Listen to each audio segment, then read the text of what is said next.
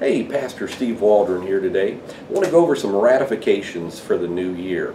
You know, if the Lord gives us grace and we enter into the year 2017 or whatever year you're coming to at this point, it is a good time to reassess where you're at, what we've been doing, what has been pleasing the Lord, what has been displeasing to the Lord, and order our steps according to His Word accordingly. So the new year is such a great time to do that. You know, so many people, we're going to be seeing people jog who's never jogged before in the new year. They're going to be thinking they're Rocky or something like that. They're going to be, and some of them will turn into triathletes and all this kind of stuff. And other people are going to say they're only going to eat organic. They're going to do non-GMO. Other people are going to say they're going to have a 30-minute quiet time every day.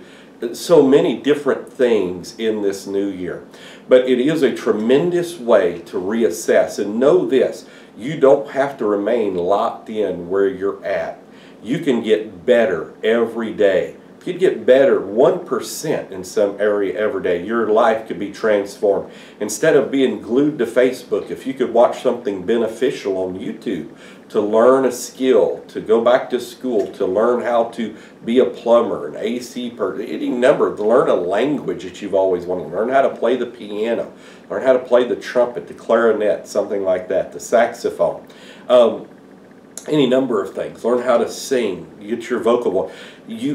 Time is the stuff life is made out of, according to Ben Franklin. So use it wisely. Scripture says repeatedly, redeeming the time, for the days are evil. So we don't have time to waste.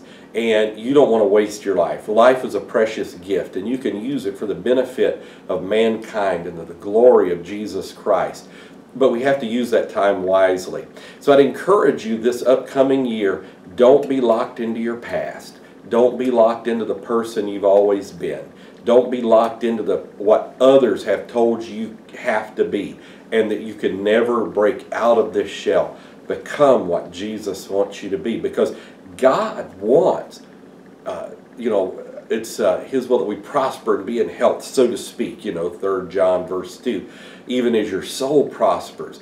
And so God desires us to be everything He wants us to be, and He's equipped us with enormous talents and latent potential that if we give it to Him, give the gift back to Him, He'll bless it and He'll multiply it. And it can be used for the glory of God. It can be used to bless your family, to bless your community.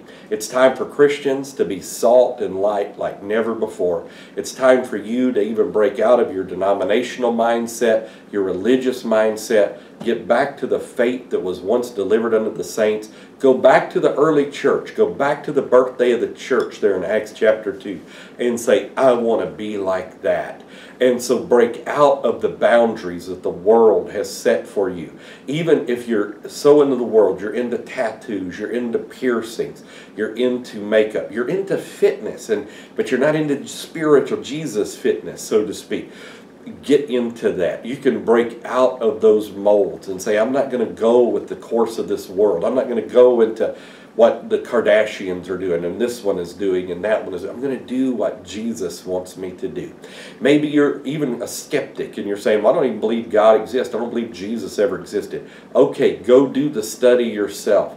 Say, God, if you're there, I want to know you. Reveal yourself to me. And you can, keep an open mind about these things, Keep a very open mind, because you may be surprised where the evidence leads you. People who have just done away, look at Descartes, just says, I'm going to do away with everything, and I think, therefore I am, cogito ergo sum. You may do the same thing, and it'll lead you to a path to God, and not just God, but the God of the Scriptures, and not just the God of the Reformation, but the God of restoration, the God of the New Testament. So I want to encourage you to do that today, this new year, and let there be some transformative things in your life this new year. God bless you. Do great things for Jesus.